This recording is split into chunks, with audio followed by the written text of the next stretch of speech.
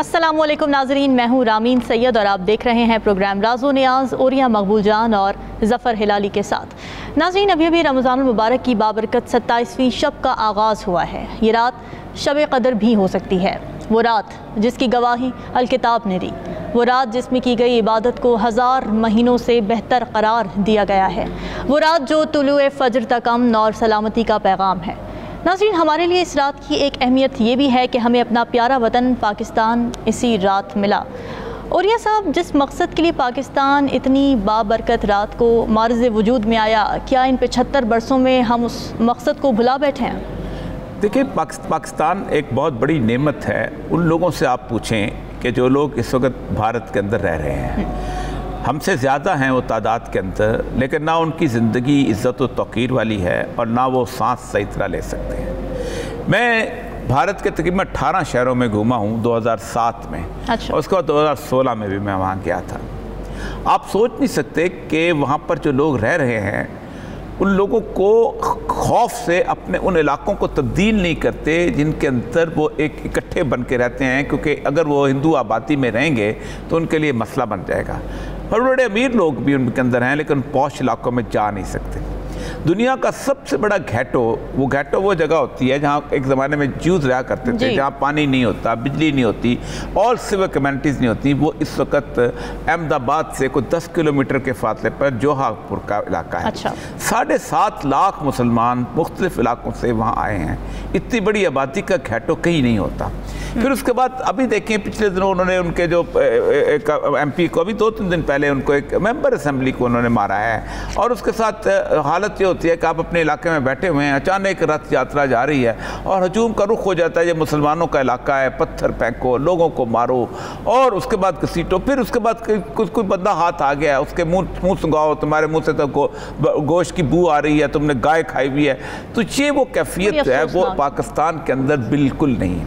अगले तकरीबन 100 साल भी अगर इंडिया के अंदर जमहूरियत नाफिज रहे और वहाँ पर इंतखाबात होते रहें, तो कोई मुसलमान जो कि 17% के करीब आबादी है, कभी इंडिया का ना कोई चीफ मिनिस्टर बनने का सोच सकता है, ना वज़ीर आज़म बनने का सोच सकता है। बल्कि हालत यह है कि इस वक्त उनकी जो मेन बुनियादी तौर पर उनकी ऑर्गेनाइजेशन हैं, जिनमें रॉ शामिल है, जिनमें बॉर्डर सिक्योरिटी फोर्स शामिल है, जिनमें FBI उनकी शामिल है, उनमें एक भी मुसलमान नहीं है। आज से कुछ अर्सा पहले 3% थे FBI में, वो भी उन्होंने निकाल के बाहर कर दिए।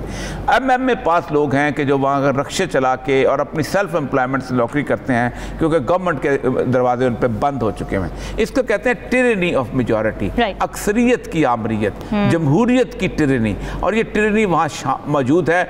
दुनिया में पाकर कहा जाए कि इंडिया सबसे बड़ी डेमोक्रेसी है, तो इंडिया सबसे बड़ी एक जालिम, जैसे कहते हैं, अक़लियत के ऊपर जुल्म करने वाली ऑर्गेनाइजेशन भी है और दुनिया की सबसे बड़ी झोंपड़पट्टी भी है। हिलाली साहब, जिन बुनियादों पर पाकिस्तान बना था, क्या हम उन्हें सस्टेन भी कर पाएँ आज? क्योंकि लैलतुल क़द्र है, आज के रोज़ पाकिस्तान मार्ज़ वजूद में आया था, तो हम ज़रा इस बारे में पहले बात कर लेते हैं। आपकी क्या राय है? मैं समझा नहीं, क्या आप पूछना चाहती हैं कि हमने सही किया कि इधर आए? ये आप पूछ रही हैं सही हुआ कि पाकिस्तान बना? ये सवाल नहीं सर, जो बुनियादें थीं क्या हम उन्हें भुला बैठे हैं? ये मेरा सवाल है। इस वक्त जो हो रहा है पाकिस्तान में, जिस किस्म की सिचुएशन हम देख रहे हैं, सब अपने अपने मफादात की सियासत कर रहे हैं, आवाम का कोई नहीं सोच रहा।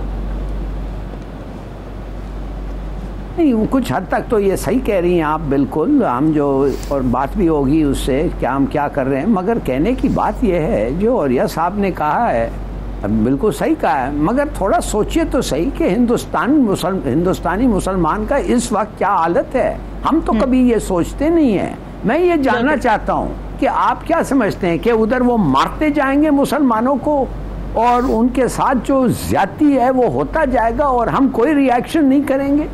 और मैं आपको बताता हूँ, दुनिया नहीं करेगी। दुनिया तो यहूद को भी छोड़ दिया था उसके हाल पे। उन्होंने 6 मिलियन जर्मन्स जो हैं, 6 मिलियन यहूदियों को मारा है, फिर भी दुनिया जो है कुछ नहीं किया। वो अपना जंग लड़े। इत्तेफाकन ऐसा हुआ कि वो जंग में यहूदी का बेहतरी, यहूदी बच गए, माने यहूदियों बेनिफिटेड फ्रॉम दैट। मगर एक्चुअली जो लड़ाई हुई थी वो कुछ और वजह के लिए हुई थी। जो लोग जैसे हम हैं, जो हम हिंदुस्तान के साथ आए हैं, सब चीज़ छोड़ के हमें पता चलता है कि मुसलमानों की उस वक्त क्या हालत है। जो हम गए हैं हिंदुस्तान, जो हम हिंदुस्तान को विजिट करते हैं और मुसलमानों के साथ बात करते हैं, हमें पता होता है कि उनके हमारी मुसलमानों की उधर क्या हालत है। मुझे याद है कि वो कहते हैं साहब नाम बदल दिया, हम सलाम नहीं कहते, हम नमस्ते कहते हैं, हम हर चीज़ बदल दिया है। और मगर फिर भी जब हम नौकरी के लिए जाते हैं फिर भी वो कहते हैं जाओ उधर जाके तुम कपड़े निकाल के खड़े रहो, हम आके देखते हैं तुम वाकई वही हो जो तुम कह रहे हो कि नहीं। सही कहते। ये है डिस्क्रिमिनेशन उस मुल्क में मुसलमानों के खिलाफ। और हम अपने आप को ये सवाल पूछते हैं कि अच्छा हुआ पाकिस्तान बना, और क्या मैं कहता हूं कि पाकिस्तान एक और पाकिस्तान उधर बनेगा अगर ये हिंदुस्तान के मुसलमान अपनी ऑर्गेनाइजेशन ठीक करें। 300 मिलियन मुसलमान क्या दब जाएंगे, ख़त्म हो जाएंगे? जो आपने देखा नहीं जिस तरीके से उनको कल कत्ल किया है, 3 जर्नलिस्ट आए, बंदूक निकाला, मार दिया, एक गोली उनके खिलाफ नहीं चली। यार दिस इज टू मच। मैं तो कहता हूँ अब हम बात करने वाले हैं पुलवामा के बारे में आज। हम बताएंगे आपको, मैं बताऊंगा आपको कि क्या होगा अगर ऐसा ही मसला चले। तो आप समझते हैं कि हम बस देखते ही रह जाएंगे? Not at all. और जो आदमी जो मुसलमान इधर बैठ के कहता है ये हमारा काम नहीं है, गलत कहता है। जी बिल्कुल ऐसे ही है। बड़ी कुर्बानियों और जद्दोजहद के बाद हमें ये वतन मिला है, तो अल्लाह ताला इसकी हिफाजत फरमाए और जिन मुश्किल हालात से हम इस वक्त गुजर रहे हैं उसमें भी आसानियाँ पैदा हों।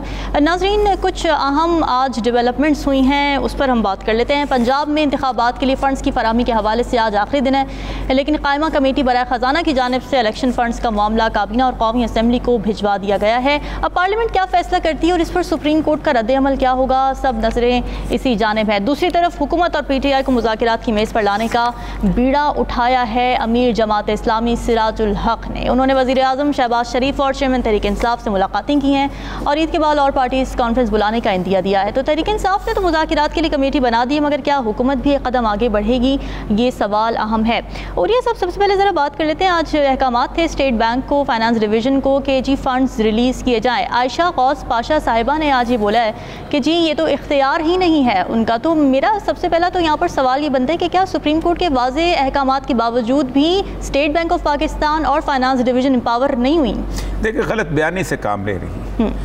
या तो आप इस आइन की किताब को फाड़ के फेंक दें और इसको कहें कि ये अब नाफिजुल अमल नहीं है, सही, या फिर आप अपने तौर पे अपनी गुफ्तगू करें। आइन की किताब का आर्टिकल 190 कहता है all executive and judicial authorities throughout Pakistan shall act in aid of the supreme court. All, ये किसी को ये इख्तियार नहीं है कि जुडिशल और एडमिनिस्ट्रेटिव अथॉरिटी यक वक्त उसकी एड में काम करें। सही। मैं आपको मिसाल देता हूँ।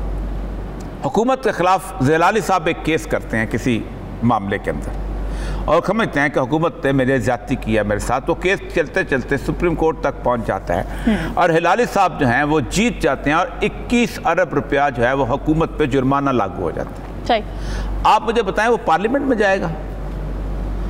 आप मुझे बताएं वो क्या जाके उसको कहा जाएगा कि ये हम देने को तैयार नहीं है?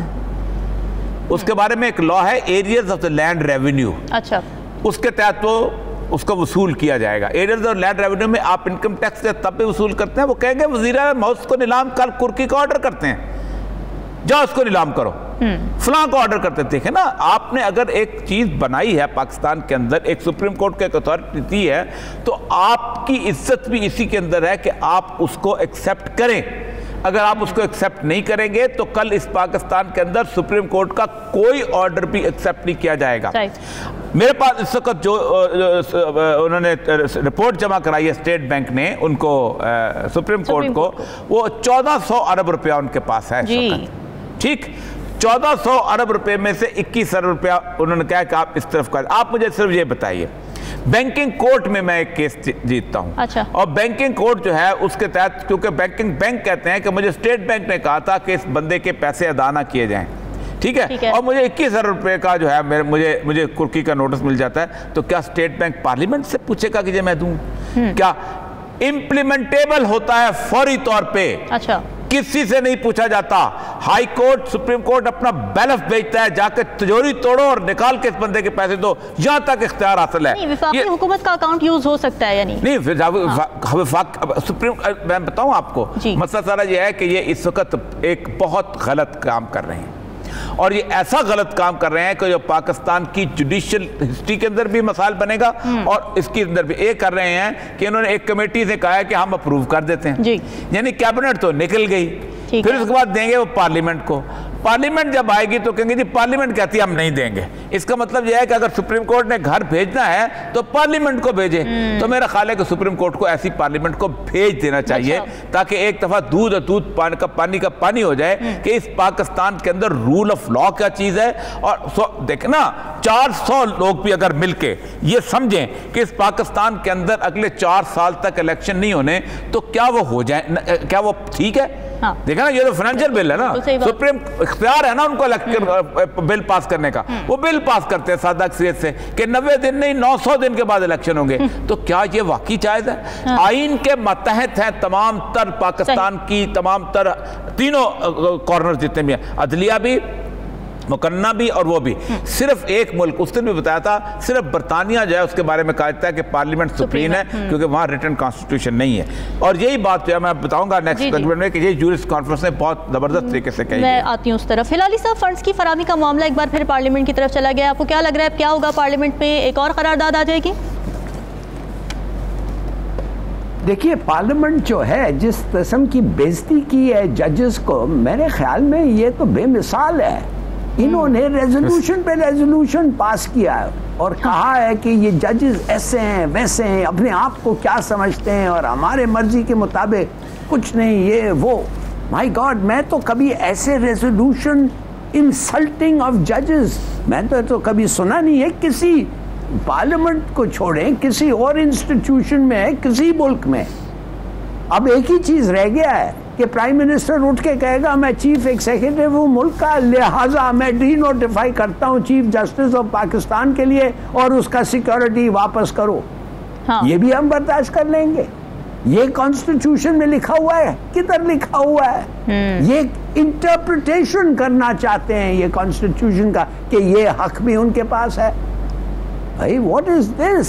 मैं तो हैरान हूँ। आप बेसिकली कह रहे हैं कि जब तक आपके पास ताकत नहीं, कोई भी आके सुप्रीम कोर्ट के डिसीजन को निकाल सकता है और कहता है निकालो, तुम्हारी हिम्मत है हमें निकालने के लिए, ताकत है तो निकालने के लिए। तो अगर ऐसा ही चलाना है तो कॉन्स्टिट्यूशन की कोई ज़रूरत नहीं है, नो नीड फॉर इट। बिल्कुल ठीक है। और ये सब लाहौर में वकला की एक ज्यूरिस्ट कॉन्फ्रेंस हुई है, आप उसमें शरीक थे, करारदाद वहाँ पर पेश की गई है और उस करारदाद में इस बात पर जोर दिया गया है कि जी सुप्रीम कोर्ट की जानिब से जो अहकामात दिए गए हैं इलेक्शन के हवाले से उस पर फौरी तौर पर अमल दरामद किया जाए। अच्छा, और ये सब अब ये खुशाइंद बात है कि वकला जो हैं वो मुत्तहद हो चुके हैं सुप्रीम कोर्ट के हक़ में, इलेक्शंस के हक़ में। आप ख़ुद भी मौजूद थे उस कॉन्फ्रेंस में, ज़रा बताएँ हमें भी आंखों देखा अहवाल। देखिए, मैंने शायद 2007 के बाद इस तरह वकला का इतना बड़ा जमे गफ़ीर एक तरफ देखा है। आप हैरान होंगे कि पाकिस्तान के तकरीबन तमाम वकला, चंद एक हुकूमती मुराद लेने वाले, अब अटार्नी जनरल तो नहीं आएगा ना, तो तनख्वाह लेता है, वज़ीर कानून भी नहीं आएगा, वो भी तनख्वाह लेता है, और साथ तारड़ भी नहीं आएगा, वो पार्टी का बंदा, 2 तारड़, ठीक है, 2 तारड़ जो है वो तो नहीं आ रहे थे। बाकी सारी जुडिशियल फ्रेटर्निटी किसी भी पार्टी से ताल्लुक़ रखती थी, किसी भी जगह पे थी, वो वहाँ पर मौजूद थी। नॉट ओनली फ्रॉम पंजाब बल्कि पूरे पाकिस्तान से लोग आए थे। मंसूर साहब वहाँ से आए हुए थे, अपना कराची से आए हुए थे, KPK से लोग आए हुए थे, और बहुत सारी जगहों से लोग आए हुए। तमाम जितने भी बार एसोसिएशन थी उनके सरबरा, even supreme court bar association के सरबरा आबिद ज़ुबैरी साहब वहाँ पर मौजूद थे जी। आप देखें, बड़ी धुआंधार तकरीरें हुई थी, आप उनको चला भी नहीं सकते क्योंकि ज़ाहिर बात है आपका फिर गर्दन जो है वो फ़ौरन मरोड़ दी जाएगी। मैं और लाली साहब बोल भी नहीं सकते क्योंकि पता नहीं घर पहुँचे कि ना पहुँचे, ठीक। लेकिन असल मसला ये है कि तकरीरें बहुत खौफनाक थीं, और खौफनाक इसलिए थी, उन्होंने कोई इसने ये तो नहीं कहा कि हम किसी के खिलाफ हैं, उन्होंने ये तो नहीं कहा कि उनमें से कोई एक आदमी भी ऐसा नहीं जिसने MNA बनना हो। कोई एक आदमी भी ऐसा नहीं जिसने वजीर बनना हो, कोई एक आदमी नहीं ऐसा नहीं कि जिसने स्ट्रगल के हवाले से कोई 4-5 लाख डॉलर ही कमा लेने हो। उन्होंने कहा ये है आइन की किताब, इसका तहफ़्फ़ुज़ नहीं है तो फिर पाकिस्तान में किसी चीज़ का कोई तहफ़्फ़ुज़ नहीं है। और इस आइन के अंदर 2 चीज़ें लिखी हुई हैं। एक तो यह है कि जब असेंबली डिसॉल्व हो जाती है तो फिर उसके इलेक्शंस होने हैं। ये कहीं नहीं लिखा कि उसके इलेक्शन जो हैं वो कब होने हैं और क्यों और का साथ होने हैं, इकट्ठे होने हैं और ये हो जाएगा। कोई बहाना नहीं चलेगा, ये आमरों का बहाना होते हैं। जो उसके बाद ख़ासतौर पर ज़िया उल हक़ को याद किया गया कि ज़िया उल हक़ ने कहा हम इलेक्शन कराएंगे, लेकिन हम सोच रहे हैं कि इलेक्शन जो हैं उस वक्त कराएं जब उसके मुस्बत नताइज पॉजिटिव रिजल्ट्स निकलें। तो उन्होंने कहा ये पॉजिटिव रिजल्ट्स निकालने की जो सूरत हाल है इसमें आप मुल्क को तबाह बर्बाद कर रहे हैं। दूसरी बात जो है उसके अंदर सबसे अहम बात जो कि मैं आज यहाँ पर लाली साहब भी इंशाल्लाह पे डिस्कस करेंगे कि इसके अंदर उन्होंने जो आइन की एक बुनियादी चीज़ जो बताई है उसके अंदर ये है कि सॉवरेनिटी गोज टू अल्लाह सुब्हानहू व तआला। इस कायनात की मालिकियत अल्लाह की है, लेकिन इसको एनश्राइन करती है थ्रू पीपल ऑफ पाकिस्तान। तो पार्लियामेंट सुप्रीम नहीं, पीपल ऑफ पाकिस्तान सुप्रीम है। यहीं से डिस्कशन को आगे बढ़ाएंगे नाज़रीन, यह वक्त एक ब्रेक का स्टेप।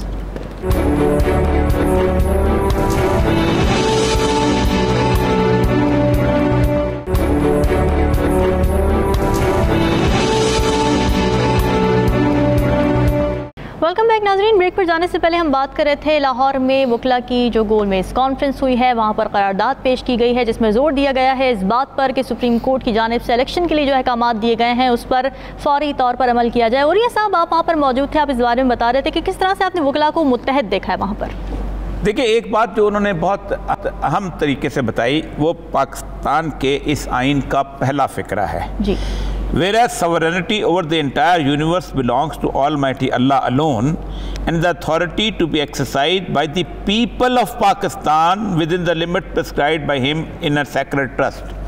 ये sacred trust जो है ये people of पाकिस्तान को है, शहबाज शरीफ को, नवाज शरीफ को, जरदारी को और इमरान खान को नहीं है। और पीपल ऑफ पाकिस्तान का मतलब यह है कि आप इलेक्शन करवाएं। इसका मतलब यह है कि अगर 90 दिन के अंदर आप इलेक्शन नहीं कराते तो आप आइन के पहली ओपनिंग सेंटेंस से इनकार कर रहे हैं। और आप जब इनकार करते हैं तो इसका मतलब है कि आपने आइन को रद्दी की टोकरी में फेंक दिया है। तो यहाँ पर असल में असल इख्तियार जो है, असल सुप्रीम ताकत जो है वो पाकिस्तान की वो पीपल ऑफ पाकिस्तान है। अब आप केयर टेकर से आप इस मुल्क को चला रहे हैं। कम से कम पाकिस्तान की 70% पॉपुलेशन वो कहते हैं वो केयर टेकर चला रही है, उसको पीपल ऑफ पाकिस्तान की विल कहां पर है? तो वो कह रहे थे कि अगर हमने खड़े होना है तो इसलिए खड़े होना है कि सुप्रीम कोर्ट की इस अथॉरिटी को अंडर द कॉन्स्टिट्यूशन ये भी उन्होंने कहा है कि जो कॉन्स्टिट्यूशन में कहा गया है उसके मुताबिक उसको एनफोर्स किया जाए। वरना अगर ये होगा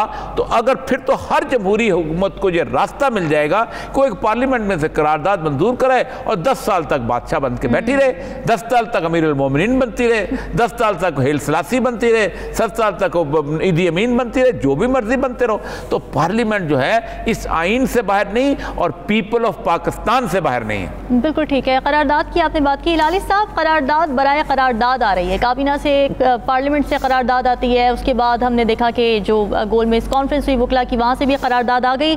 आपको लगता है कि अदलिया और पार्लियामेंट हेड ऑन हैं और इसके मुमकिन तौर पर क्या नताइज हो सकते हैं? क्या मामलात हल होने की तरफ भी जा सकते हैं? हेड ऑन तो हैं और मेरे ख्याल में अब इन फ्यूचर क्या होगा इतना आसान नहीं है कहने के लिए। और ये डिपेंड कर रहा है जो इस वक्त एक इनिशिएटिव चल रहा है इन दोनों को बिठाने, माने कि गवर्नमेंट और अपोजिशन, गवर्नमेंट जो भी है पीटीआई और पीडीएम को एक जगह बिठा के टू वर्क आउट क्या होने वाला है। मेरे ख्याल में ये प्रोसेस शुरू हो गया है, मगर इस प्रोसेस में भी बहुत सारे ऐसे चीज़ें हैं जो अफसोस होता है कि हम लोग जो हैं हम हर वक्त अपने मसले हम खुद नहीं हल कर सकते, बाहर से किसी को आना पड़ता है, बाहर से लोगों को पूछना चाहता है। बड़ी अफसोस की बात है। और इन लोग जो बाहर हैं उनका इस किस्म का होल्ड है हमारे ऊपर कि हमें इनका बात सुनना पड़ता है, लाजमी सुनना पड़ता है। क्या बड़ी अफसोस की बात है। बिल्कुल ठीक है। और ये ज़रा मैं कुछ मुज़ाकरात पे थोड़ी गुफ्तगू करना चाहूँगी। जमात इस्लामी के जो अमीर हैं सिराजुल हक साहब, उन्होंने मुलाकातें की हैं, हुकूमत से भी की है, शहबाज शरीफ साहब से भी की है, ज़मान पाक में चेयरमैन PTI इमरान खान साहब से भी की है, और उसके बाद एक APC का इंदिया दिया है। आपको लगता है कि APC का इंदिया इसीलिए दिया है कि दोनों तरफ की जो पार्टीज़ हैं वो ग्रीन सिग्नल दे चुकी हैं कि हम साथ बैठने को तैयार हैं? देखिए, ये ज़रूरत पेश आई, ये ज़रूरत इसलिए पेश आई कि आपने आइन को उठा के बाहर फेंक दिया, आपने आइन को बिल्कुल रद्दी की टोकरी में डाल दिया आइन। वरना अगर आप आज 90 दिन पूरे हो चुके हुए हैं, 22 अप्रैल को पूरे हो गए तो एक दिन ऊपर हो चुका है। अगर आज इलेक्शन होके होते, प्रोविंशियल असेंबली वजूद में आ गई होती तो किसी को मुज़ाकरात की ज़रूरत नहीं थी। ये किस किताब में लिखा है, किस इल्हामी किताब में लिखा है कि पाकिस्तान के इलेक्शन एक साथ हों? और अब सबसे बड़ी बात है कि अभी गिलगित बल्तिस्तान के इलेक्शन हुए हैं, वो बाद में हुए हैं। अच्छा, उसके बाद वहाँ उसके इलेक्शन हुए हैं, क्या नाम है, आज़ाद कश्मीर के बाद में हुए हैं। एक और बात मैं आपको बताऊं, क्या पाकिस्तान के अंदर आफत आ जाए जिसके अंदर ये सारे अरकान असम्बली इंतकाल फरमा जाएं, कोरोना के तहत इंतकाल कर दें, या कोई असम्बली में अचानक सैलाब आ जाए तो इंतकाल हो, खुदा न खास्ता कह दें सर, खुदा न खास्ता ही कह देते हैं, चलो आपकी ख्वाहिश पूरी हो जाती, ठीक आ जाए तो क्या आफत होती है ना, सबने मरना है, मैंने भी मरना है, ऐसी कौन सी बात है? तो क्या वो इलेक्शन नहीं होंगे? क्या वो 3 साल तक इंतजार करेंगे? और सबसे बड़ी बात यह है कि आपने उसको हक दिया हुआ है चीफ मिनिस्टर को वो डिसॉल्व का। अगर चलो चारों असेंबलियां मौजूद हैं, प्राइम मिनिस्टर के अंदर आता है कि नहीं मैं अब पब्लिक मैंडेट लेना चाहिए, प्राइम मिनिस्टर जो है वो अचानक कौमी असेंबली जो है वो डिसॉल्व कर देता है, तो क्या बाकी चारों असेंबलियां भी डिसॉल्व करनी पड़ेंगी?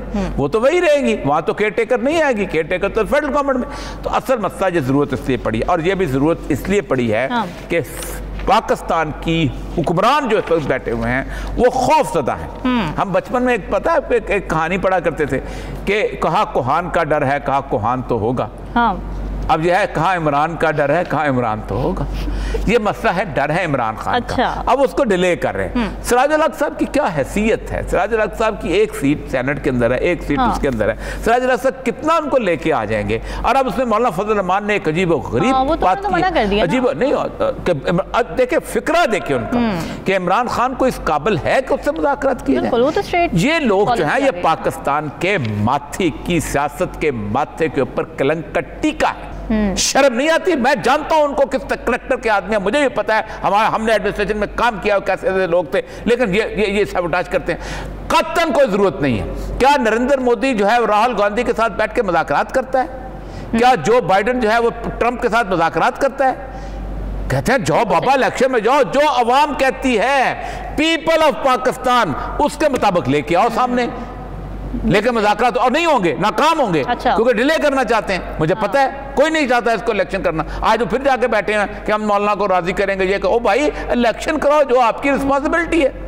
बिल्कुल सही बात है। हिलाली साहब, एक तरफ मुज़ाकरात की बातें हो रही हैं, दूसरी तरफ तहरीक इंसाफ के अहम रहनुमा अली जैदी गिरफ्तार कर लिए जाते हैं, फिर इमरान खान साहब कहते हैं कि जी उन पर एक और हमले की तैयारियां हो रही हैं। ऐसे माहौल में क्या तहरीक इंसाफ को सूट करता है कि वो ऐसी हुकूमत के साथ मुज़ाकरात की मेज़ पर बैठें जिन पर वो पॉलिटिकल विक्टिमाइजेशन का इल्ज़ाम भी लगा रहे हैं? देखिए, मैं आपको बता रहा हूँ, ब्रेकिंग न्यूज़ आपको देता हूँ क्या हो रहा है एक्चुअली। ये जो हमारे दोस्त हैं सिराजुल हक साहब, ये जो कर रहे हैं, इनका भी एक छोटा सा रोल है। देखिए, हो ये रहा है इस वक्त कि आपने पता नहीं सुना होगा कि अबू धाबी में एक चौधरी मुनीर साहब हैं जो समधी हैं मरियम सफ्दर के। जी जानता हूं। और वो जो हैं वो एक किस्म के मैन फ्राइडे हैं अबू धाबी के रॉयल फैमिली के लिए, माने पाकिस्तान के जो भी काम होता है वो करते हैं। वो जो है उनका एक रोल है। अब कतर में बैठा हुआ है सैफुर रहमान, एक और समधी है मरियम सफ्दर का, और वो जो है वो नवाज शरीफ का बड़ा यार है, और साथ साथ ये कतरी प्रिंसेस के साथ बैठते हैं। अच्छा, फिर आ जाएं आप फॉर्मर आर्मी चीफ रहील शरीफ, वो MBS मोहम्मद बिन सलमान के साथ होते हैं, उनको जानते हैं अच्छी तरह, ट्रस्ट है एक में। और फिर उसके बाद हमारे एक जो मिनिस्टर होते थे ताहिर अशरफी, वो भी मोहम्मद बिन सलमान से के साथ हैं। मगर अब मैं बता रहा हूँ, ये जो 3 मुल्क हैं, अगर ये पैसे नहीं देते हमें तो हम तो खत्म हो जाते, हम तो डिफॉल्ट करते। और डिफॉल्ट का बड़ा फर्क, I mean it would have been terrible. ठीक है, हिलाली साहब फतह कलामी की माजरत बात को यहीं से आगे बढ़ाएंगे। इस वक्त मुझे ब्रेक का कहा जा रहा है, वापस आएंगे एक ब्रेक के बाद। Stay with us.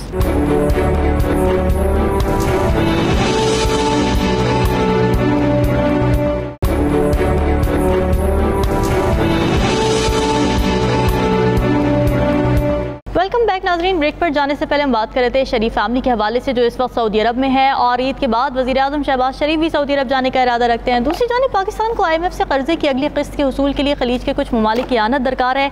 पाकिस्तान में जारी सियासी मामलात के तनाजुर में साबिक़ वज़ीर आज़म नवाज शरीफ की वतन वापसी की बातें भी हो रही हैं और इस सारे तनाजुर में ये भी सुनने में आ रहा है कि कुछ ममालिक नवाज शरीफ की वापसी की राह हमवार करने के हक़ में है। हिलाली साहब, आप अपना मौक़िफ़ पेश कर रहे थे, इस हवाले से कंटिन्यू कीजिएगा। मैं ये कहना चाहता हूँ कि ये जो मुल्क हैं जो हमें पैसे दे रहे हैं और इनके जो अपने आदमी हैं विद इन पाकिस्तान जो कनेक्शंस रखते हैं इनके लिए, इनके बिहाफ पे काम भी करते हैं और इनके बिहाफ पे कन्वीनियंस वो कहते हैं ना, जो काम इनका होता है through them they do it. तो ये जो मैंने नाम लिया है सैफुर रहमान और चौधरी मुनीर और ताहिर अशरफी और रहील शरीफ, इन लोग कहना मैं ये चाहता हूँ कि इन्होंने एक प्लान लगाया है, अब एक प्लान बनाया है। सुनिए क्या है वो प्लान। वो प्लान मेरे ख्याल में ये है कि नवाज शरीफ को इमरान खान वापस आने दो, उसके खिलाफ हर केस जो है बंद करो, अगस्त सितंबर में इलेक्शन कराओ एक दिन पे, और फिर तुम्हारे भी केसेस, इमरान खान और PTI के सब केसेस को सेटल हो जाएंगे और इमरान खान ने फिर कुछ नहीं कहना है। नैब के जो कानून बने हैं, माने शरीफ और जरदारी, उसको नैब के जो कानून जिसका असर उन पे पड़ रहा था, जो असर आप देख रहे हैं वो क्या हुआ है, और वो नैब के जो चेंजेस आए हैं उनके स्टैट्यूट्स में, उस पर क्या बड़ा असर हुआ है। बेसिकली वो केसेस को ख़त्म कर दिया है। तो ये कह रहे हैं कि ये सब चीज़ें करो, और ये तो उन्होंने कहा नहीं है, मगर सुना है कि वोटर लिस्ट भी है, वो भी ठीक ठाक, उसका भी कोई ठीक ठाक मैनिपुलेशन होगा। अच्छा। देखिए, मैं सिर्फ ये कहना चाहता हूँ, हाँ मैं सिर्फ ये बात कहना चाहता हूँ कि अगर बाहर के मुल्कों से हम पैसे लेके उनके लोगों की बात सुने और जो चोरी किया है उसको छोड़ दें, जो बुरा हुआ है उस पर आंख बंद कर दें, जो और कंप्लेंट्स हैं जो हुए हैं लोगों के खिलाफ 30 साल से जो हो रहा है, उसको इग्नोर इट ऑल और आगे बढ़ें, तो फिर मैं समझता हूँ कि ये क्या मुल्क है। What kind of a country is this? सही, बिल्कुल सही। और ये आप भी समझते? जी हिलाली साहब, ठीक है, चले। नहीं, मैं कहता हूँ कि एफिलिएशन अपने आप को कर दें, ठीक है, किसी खानदानों के साथ, और कहें कि आप हमारे भी सरबराह बन जाए। अच्छा, ओरिया साहब, आपको भी लगता है कि खलीजी ममालिक मदद के बदले कोई बारगेन चाहते हैं पाकिस्तान से? देखिए, पहली बात यह है कि मैं आपको पूरी एक तरह का उनकी सियासत को समझा दूँ। ये पाकिस्तान जो है ना, ये इसके अंदर थोड़ा बहुत इन्फ्लुएंस करते रहे हैं, लेकिन पाकिस्तान के अंदर उनका इन्फ्लुएंस अवाम तक नहीं, बल्कि चंद एक उन लोगों तक हैं जो कि हेल्म ऑफ अफेयर्स पे बैठे हुए हैं। अच्छा। शरीफ जिस वक्त था तो उस वक्त नवाज शरीफ जो थे वो जेल में थे, तो उन्होंने बाकायदा इन्फ्लुएंस किया था, लेकिन उसके पीछे बिल क्लिंटन था, और बिल क्लिंटन ने बाकायदा उसको एंडोर्स किया है कि मैं ख़ास तौर पे पाकिस्तान गया इसलिए था कि नवाज शरीफ को उसको बाकायदा वहाँ से कैद से रिहा करवाया जाए। वो खुद उसने कहा कि मैंने हरेरी को वहाँ से कहा कि तुम जाओ, और उसके साथ साथ वो जो सऊदी प्रिंस था वो गया, और सऊदी प्रिंस ने उसको कहा। और मुझे आज भी मुशर्रफ का वो लटका हुआ चेहरा याद है कि उसने कहा था कि ये लोग हमारे साथ इन्होंने ज़्यादती की, कि उन्होंने जो क्रेडिट पे में फ्यूल मिलता था वो ख़त्म करवाया और हमारी उसकी दोस्ती को ख़राब किया, और इस तरह से हमें इनको छोड़ना पड़ा, वरना मैं इसको छोड़ना नहीं चाहता था, क्योंकि वो तो अपील की हुई थी उन्होंने कि इनकी सज़ा कम हुई, इनको फांसी दी जाए। सही। उसके साथ हुआ ये कि 10 साल का इन्होंने एग्रीमेंट करके गए थे। शरीफ फैमिली से सऊदी अरब 2 वजह से नाराज़ था। पहली नाराज़गी ये थी कि ये काम करवाया था कतर ने, और मैं ख़ास तौर पर उन कतर की रॉयल फैमिली से मिला था। उन्होंने कहा कि हम चाहते थे कि नवाज शरीफ जो है वो यहाँ आ जाए हमारे पास। अच्छा। लेकिन वो नहीं आया, वो सऊदी अरब जाना उसने प्रेफर किया। दूसरी वजह ये थी कि इन्होंने 10 साल की एग्रीमेंट की थी, तो ये बैठ के हरम के अंदर झूठ बोलते थे कि 10 नहीं 5 साल की हुई है। अच्छा। और फिर उसके बाद वो 5 साल के बाद उन्होंने बाकायदा पाकिस्तान आए और बाकायदा उन्होंने साद हरीरी को और अपना खास तौर पे वजीर खारजा को भेजा, जिसने आके यहाँ प्रेस कॉन्फ्रेंस की और वो मुआहदा दिखाया लोगों को कि ये झूठ बोलता है नवाज शरीफ के साथ 5 साल के 10 साल के जाने का हुआ था। फिर उसके बाद चीज़ें बदलना शुरू हुई और बहुत सारी चीज़ें हुई, कॉन्डोलेसा राइस बीच में आ गई, बेनज़ीर आ गई, सारा कुछ हो गया। हाँ। सऊदी अरब जो है ये अपने इलाकों में, अपने गल्फ के एरिया में ये काम करता रहा है। मसलन उन्होंने मुर्सी की हुकूमत ख़त्म करने के लिए $10 अरब दिए थे सीसी को, $10 अरब। लेकिन उस $10 अरब में सिर्फ सऊदी अरब की मसला नहीं था, उसके अंदर एक पब्लिक सपोर्ट उनके साथ थी जो कि चाहती थी कि सीसी के खिलाफ एक सेकुलर लॉबी इसके खिलाफ खड़ी हो गई थी। अच्छा। क्रिश्चियन को खड़ा किया था बाकायदा और कहा था कि ये बहुत ज़्यादा ऑटोक्रेट हो गया, और उसके बाद उन्होंने वहाँ जुल्म किया था। फिर उसके बाद 25-30 साल जो थे वहाँ पर अखवान मुस्लिमून के ऊपर रशिया ने कत्ल करा था, वहाँ वो कर सकते थे। बशार अल असद को ये लोग तब्दील करना चाहते हैं, कितना कर लिया उन्होंने। हूसी के अंदर उन्होंने पैसे देते हैं, यमन के अंदर वहाँ तब्दील करना चाहते हैं, कितना कर लिया। ये जो आइन की पहली जो शिक पढ़ के सुनाई ना, पीपल ऑफ पाकिस्तान, अवाम को कतन इससे दिलचस्पी नहीं है कि IMF जाता है या नहीं जाता। अवाम को कतन इससे दिलचस्पी, आज एक औरत मरी है आटे में, 2 उसके जख्मी है फैसलाबाद के अंदर। उनको क्या पता कि $10 अरब आते हैं या $5 अरब आते हैं, सऊदी अरब देता है या UAE देता है। आप पब्लिक को कैसे खामोश कराएंगे नवाज शरीफ के लाने के ऊपर। और दूसरी बात, एक बात बताऊं, इमरान खान की सारी पॉलिटिक्स इस बात पे बेस करती है कि वो लूटी हुई दौलत को वापस ले आऊं। मैं एक मिसाल आपको पेश करता हूं। जुल्फकार अली भुट्टो के सामने जिस मूवमेंट चल रही थी, तो एक होते थे रफीक अहमद बाजवा साहब, वो बहुत जबरदस्त तकरीर करते थे। वो सेक्रेटरी थे पाकिस्तान नेशनल अलायंस के, कौमी इत्तेहाद के। बहुत जबरदस्त मुकर्रर थे, जमीयत उलमा पाकिस्तान के थे। उन्होंने रात के वक्त भुट्टो से मुलाकात कर ली, जिसकी खबर लीक आउट हो गई। उसके बाद रफीक बाजवा साहब आउट हुए थे और पूरी जिंदगी इसी लाहौर के अंदर बताते फिरते थे कि मैं कभी होता था।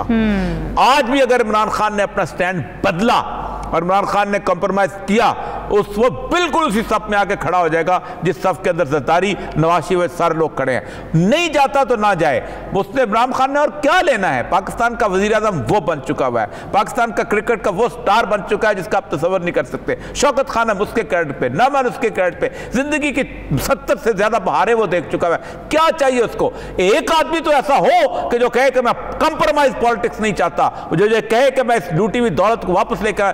क्या फर्क है हमारे इंडिया के अंदर? 7 गुना ज्यादा बजट है उनका, मिलिट्री बजट। कुछ नहीं कर सका उसका, क्योंकि आज तक मुझे बताओ, क्या नेहरू की कोई एवन फील्ड में जायदाद है? क्या लाल बहादुर शास्त्री की कोई एवन फील्ड में जायदाद है? क्या किसी और की, मोदी की कोई एवन फील्ड में जायदाद है?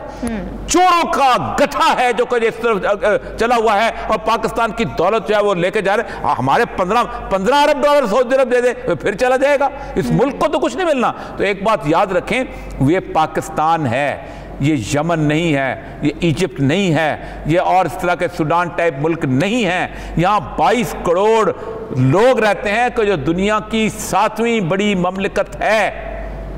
इसके लोगों को आसानी से कंट्रोल नहीं किया जा सकता। यहाँ सीसी नहीं आ सकता, यहाँ कोई और नहीं आ सकता। और फिर सबसे बड़ी बात है, ये लोग जो कि सड़क पर नहीं निकल सकते, आज बाजार के अंदर नहीं निकल सकते, जो कि यहाँ छोड़ो इंग्लैंड के अंदर जो लोग अपने घर के बाहर नहीं निकल सकते, वो लोग पाकिस्तान के अंदर वो एजेंडा नाफिज करेंगे जिस एजेंडा का कोई ताल्लुक नहीं है। बिल्कुल ठीक है। और ये सब आपने इंडिया की बात की, तो भारत की घिनौनी साजिश एक बेनकाब हुई है और अब इंकशाफात भारत के अंदर से ही आ रहे हैं। ज़ेर कब्ज़ा जम्मू कश्मीर के साबिक गवर्नर हैं सत्यपाल साहब, उन्होंने एक इंटरव्यू दिया है और उसमें उन्होंने ये कहा है कि जी नरेंद्र मोदी ने पुलवामा हमले के अहम हक़ाइक़ आवाम से छुपाए और नरेंद्र मोदी इस हमले को पाकिस्तान पर इल्ज़ाम लगाकर पॉलिटिकल गेंस के लिए इस्तेमाल करना चाहते थे। इंकशाफ वहीं उनके अंदर से ही आ रहा है। हिलाली साहब, आपका क्या टेक है इस पर? मोदी साहब पॉलिटिकल गेंस के लिए ऐसी हरकतें करते रहते हैं, उनका सपोर्टर क्यों नहीं समझता उनकी चालों को? गेन अगर करते रहते हैं तो पोम्पियो ने कहा था कि जब ये गेम इसने शुरू किया था पुलवामा का, तो न्यूक्लियर एसेट्स जो थे पाकिस्तान के और हिंदुस्तान के, वो डेंजर आ गया था कि वो हिलने लग गए हैं, इनके इन अदर वर्ड्स डिप्लॉय होने लग गए हैं। हाँ। तो अब हमें पता चल गया है, हमें उस वक्त भी पता था, हमने कहा था देखिए एक प्राइम मिनिस्टर जो 40 अपने जवानों को मरवाता है, इसलिए कि वो इलेक्टोरल एडवांटेज लेना चाहता है, वो जो इलेक्शंस होने वाले थे और मिला उसको एडवांटेज। हिंदू तो हमें नफरत करते हैं, तो उन्होंने इसको वोट्स दिया।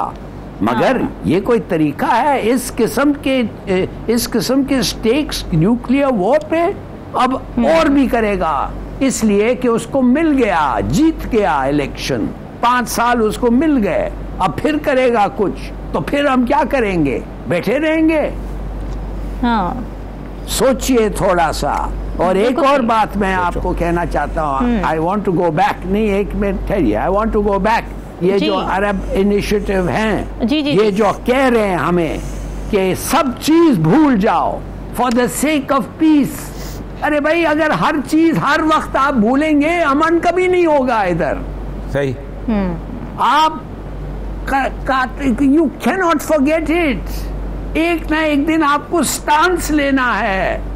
जो चोरी करता है उधर वो आते हैं, कहते हैं इसको माफ कर दो, ये ले लो थोड़े पैसे। 10 बिलियन मिला है अगर मुर्सी को, तो हमें क्या मिला है भाई? और it is not the amount, it is not the amount, it is हमारे अपने लोग जो जाके अपने लोगों को कन्विंस करते हैं कि मान जाओ, माने हमारे कानून को भूल जाओ, चोरी भूल जाओ। आपको पता नहीं है कि ये लोग टेस्टेड हैं, ये फिर आके चोरी करेंगे। सही। और आप फिर उनको पकड़ेंगे और ये फिर आ जाएंगे समधियों से और इधर और उधर। ये है इन दी ओरिएंट, यही होता है। बिल्कुल ठीक है। ओरिया साहब, हिलाली साहब पिछले टॉपिक पे वापस गए, मैं ज़रा दोबारा से इस टॉपिक पे वापस आना चाहूँगी। अब governor Satyapal, x governor Satyapal की जानिब से जो इंकशाफात किए गए, आपको लगता है कि इससे जो मोदी का वोटर है उसके लिए भी धचका होगा और वो एक लम्हे के लिए सोचेगा ज़रूर अगली दफ़ा वोट देने से पहले, या कोई असर नहीं पड़ने वाला उनके वोटर सपोर्ट? देखिए, लफ्ज़ इस्तेमाल है bogie terrorism from Pakistan. Bogie कहते हैं कि गलत किस्म, जिसमें आपने खुद ही लोगों को मार के कहा कि हमारे ऊपर हमला किया गया। मैं एक बात बताऊँ, पाकिस्तान की जो सियासत है ना, ये बड़ी खौफनाक है। आपको शायद याद होगा कि इसी पुलवामा के बारे में नवाज शरीफ साहब ने एक बयान दिया था जी, और भारत को सपोर्ट किया था और कहा था कि हमने, हमारी तरफ से ये हुआ है, ठीक। और वो बड़ा खौफनाक स्टेटमेंट था और जिसको बाकायदा भारत के टीवी चैनल ने बाकायदा उसको नशर किया था। आपको शायद याद होगा कि इस स्टेटमेंट को बाकायदा कुलभूषण की जो केस था उसके अंदर बाकायदा उसकी वीडियो चलाई गई थी जी।